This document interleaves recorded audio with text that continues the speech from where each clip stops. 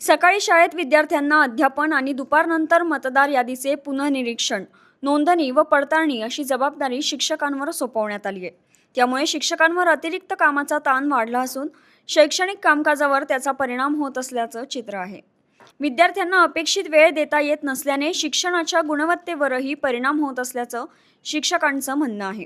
विद्यार्थ्याचं नुकसानच होऊ राहिले. कारण BLOला इथं यावं लागतं.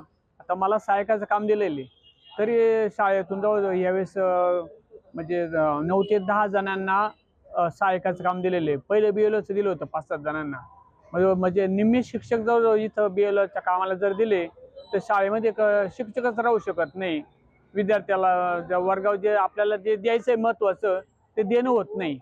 आता इथं जर जवळजवळ निम्मा वेळ जर गेला तर शाळेत कसं जायचं आणि कसं शिकवायचं, त्यामुळं मोठी अडचण तयार झालेली आहे. विद्यार्थ्याचं नुकसान हे मोठ्या प्रमाणावरती होऊ राहिलेलं आहे.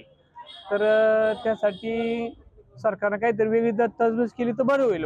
शिक्षणाव्यतिरिक्त विविध शासकीय कामांची जबाबदारी सातत्याने शिक्षकांवर सोपवली जात असल्याने नियमित शालेय कामकाजात अडथळे निर्माण होत आहेत. BLOच्या कामासाठी स्वतंत्र यंत्रणा उभारावी किंवा पर्यायी व्यवस्था करावी, जेणेकरून शिक्षकांना अध्यापनावर पूर्णवेळ लक्ष देता येईल आणि विद्यार्थ्यांचे शैक्षणिक नुकसान टळेल, अशी मागणी शिक्षकांकडून करण्यात येत आहे. न्यूज डेस्क, आपलं नाशिक.